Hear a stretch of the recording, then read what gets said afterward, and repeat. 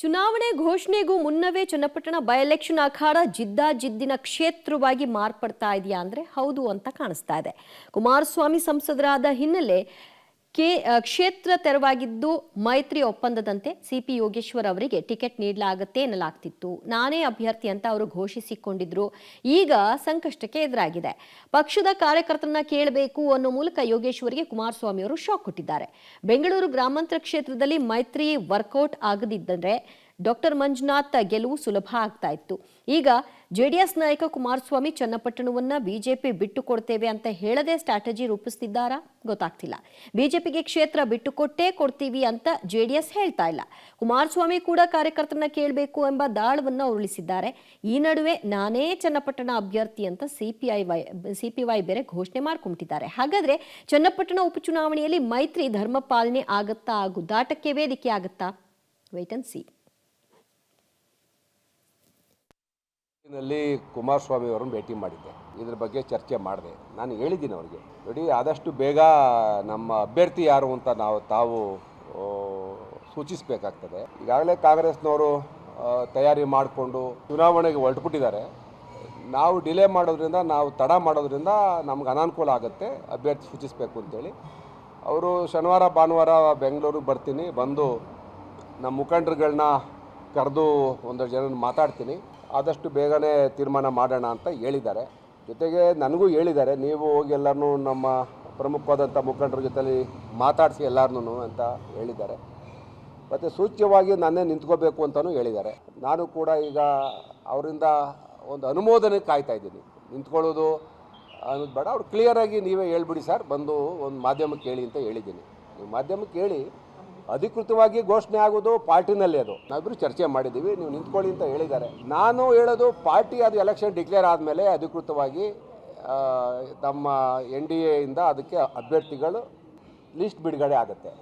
ಆದರೆ ನನಗೆ ಸೂಚನೆ ಕೊಡಬೇಕು ಕುಮಾರಸ್ವಾಮಿ ಅವರು, ಯಾಕಂದರೆ ಅವ್ರು ನಮ್ಮ ನಾಯಕರಾಗಿದ್ದಾರೆ. ಅವರು ಒಂದು ಪಕ್ಷದ ಅಧ್ಯಕ್ಷರಾಗಿ NDA ಕೇಂದ್ರದ ಮಂತ್ರಿಯಾಗಿ ಪ್ರಮುಖ ಸ್ಥಾನದವರಿಂದ ಅವರ ಸಹಮತನೂ ಬೇಕಾಗ್ತದೆ. ನಾನೇನು ಹೇಳ್ತಾ ಇದ್ದೀನಿ, ಗೊಂದಲ ಬೇಡ ಸರ್, ನೀವೇ ಬಂದು ಕ್ಲಿಯರ್ ಮಾಡಬೇಕು, ನೀವೇ ಬಹಿರಂಗವಾಗಿ ಹೇಳಬೇಕು. ಯೋಗೇಶ್ವರ್ಗೆ ನಾನು ಹೇಳಿದ್ದೀನಿ ಕೆಲಸ ಮಾಡೋಕ್ಕೆ ಅಂತೇಳಿ, ಆವಾಗ ನಾನು ಹೋಗ್ತೀನಿ ಅಂತ ಹೇಳಿದ್ದೀನಿ. ಅವರು ಒತ್ತಡ ಬ್ಯುಸಿ ಇದ್ದರು. ಸೆಂಟ್ರಲ್ನಲ್ಲಿ ಈಗ ಪಾರ್ಲಿಮೆಂಟ್ ನಡೀತಾ ಇತ್ತು, ಬಂದಿದ್ದಾರೆ. ಒಂದು 2-3 ದಿವಸದಲ್ಲಿ ನಮಗೆ ಹೇಳ್ತಾರೆ ಅನ್ನೋ ಒಂದು ಭಾವನೆ ಇಟ್ಕೊಂಡಿದ್ದೀವಿ. ಚನ್ನಪಟ್ಟಣದಲ್ಲಿ ನನ್ನ ಕಾರ್ಯಕರ್ತರುಗಳ ಸಹಮತ ಇಲ್ಲದೆ ನಾನು ಯಾವುದೂ ನಿರ್ಧಾರ ಮಾಡಲಿಕ್ಕೂ ಸಾಧ್ಯ ಇಲ್ಲ. ಕ್ಷೇತ್ರದ ನನ್ನ ಮತದಾರರೇನಿದ್ದಾರೆ ಅವ್ರ ಜೊತೆ ಚರ್ಚೆ ಮಾಡಿ ಅಂತಿಮವಾದ ನಿರ್ಣಯ ಮಾಡ್ತೀವಿ. ಈ ಚನ್ನಪಟ್ಟಣ ವಿಧಾನಸಭಾ ಕ್ಷೇತ್ರಕ್ಕೆ ಅನಸೂಯ ಮಂಜುನಾಥ್ ಅವರು ಸ್ಪರ್ಧೆ ಮಾಡ್ತಾರೆ ಅಂತ ಗಾಳಿ ಸುದ್ದಿ ಇದೆ. ನಾನು ಇಲ್ಲಿ ಸ್ಪಷ್ಟೀಕರಣ ಕೊಡ್ತೇನೆ, 100% ಅವರು ಸ್ಪರ್ಧೆ ಮಾಡಲ್ಲ. ಇದೆಲ್ಲ ಗಾಳಿ ಸುದ್ದಿ. ನಮಗೂ ಮುಜುಗರ ಆಯಿತು ಓದಿ. ಯಾಕೆಂದರೆ ಅನಸೂಯ ಮಂಜುನಾಥ್ ಅವರು 100% ಹೇಳ್ತೀನಿ, ಅದು ಚುನಾವಣೆಯಲ್ಲಿ ಸ್ಪರ್ಧೆ ಮಾಡಲ್ಲ. ರೈಟ್. ಯೋಗೇಶ್ವರ್ ಅವರು ಒಂದು ರೀತಿಯಲ್ಲಿ ಒತ್ತಡ ತಂತ್ರವನ್ನ ಅನುಸರಿಸ್ತಾ ಇದ್ದಾರೆ. ಬಹಿರಂಗವಾಗಿ ಹೇಳ್ಕೊಂಡ್ಬಿಟ್ರೆ ಒಂದು ಲಾಕ್ ಆದ ಹಾಗೆ ಅವ್ರು ನನ್ನ ಹೆಸರನ್ನ ಪ್ರಕಟ ಮಾಡಲೇಬೇಕಾಗತ್ತೆ ಅನ್ನುವಂತಹ ಒತ್ತಡ ತಂತ್ರ ಅವರು ಅನುಸರಿಸ್ತಾ ಇದ್ದಾರೆ. ಅದು ಅವರ ಸ್ಟ್ರಾಟಜಿ ಇರಬಹುದು.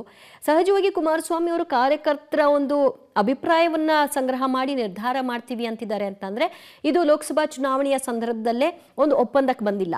ಸೊ ಯಾರು ಅಭ್ಯರ್ಥಿಯನ್ನಾಗಿ ಮಾಡಬೇಕು, ಯಾರು ಸ್ಪರ್ಧೆ ಮಾಡಬೇಕು, ಬಿಟ್ಕೊಡ್ತೀವ ಅಥವಾ ನಾವೇ ಉಳಿಸ್ಕೊಳ್ತೀವ, ಆ ರೀತಿಯಾದಂತಹ ಟಾಕ್ಸ್ ಆಗಿದ್ದ ಹಾಗೆ ಕಾಣಿಸ್ತಾ ಇಲ್ಲ. ಹಾಗಾಗಿ ನೋಡಬೇಕು JDS ನಿಂದಲೇ ಸ್ಪರ್ಧೆಗಿಳಿಸ್ತಾರಾ ಅಥವಾ ಬಿಜೆಪಿ ಏನಾದರೂ CPYಗೆ ಅವಕಾಶ ಕೊಡಬೇಕು ಅಂತ ಕೋರಿ ಮೈತ್ರಿ ಅಭ್ಯರ್ಥಿಯಾಗಿ ಕಣಕ್ಕಿಳಿಸ್ತಾರಾ ಅಥವಾ ಈ ಚನ್ನಪಟ್ಟಣದಲ್ಲಿ ಮೈತ್ರಿ ಬಿಟ್ಟು ಇಬ್ಬರೂ ಕೂಡ ಸ್ಪರ್ಧೆ ಮಾಡೋಣ ಅನ್ನುವಂತಹ ನಿಲುವಿಗೆ ಬರ್ತಾರಾ? ಆ ರೀತಿ ಬಂದಾಗ ಮುಂದೆ ಬರಬಹುದಾದಂತಹ ಟೀಕೆಗಳೇನು, ಇದೆಲ್ಲವನ್ನು ಕೂಡ ಫೇಸ್ ಮಾಡಬೇಕು ಅಂತ ಕಾಣಿಸುತ್ತೆ.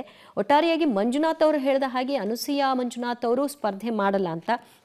ಅವರು ಈ ಹಿಂದೆ ಮಂಜುನಾಥ್ ಅವರು ಸ್ಪರ್ಧೆ ಮಾಡ್ತಾರೆ ಗ್ರಾಮಾಂತರಕ್ಕೆ ಅಂದಾಗ ಅವರು ಅಷ್ಟು ಅಂದರೆ ನಾನು ಇಲ್ಲ ಅಂತಲೂ ಹೇಳಿಲ್ಲ ಅಥವಾ ಸ್ಪರ್ಧೆ ಮಾಡ್ತೀನಿ ಅಂತಲೂ ಇಲ್ಲ. ಈಗ ಖಡಾಖಂಡಿತವಾಗಿ ಹೇಳ್ತಿದ್ದಾರೆ ಅಂದರೆ ಅವ್ರು ಸ್ಪರ್ಧಿಸ್ತಿಲ್ಲ ಅನ್ನೋದು ಸ್ಪಷ್ಟವಾಗ್ತಾ ಇದೆ.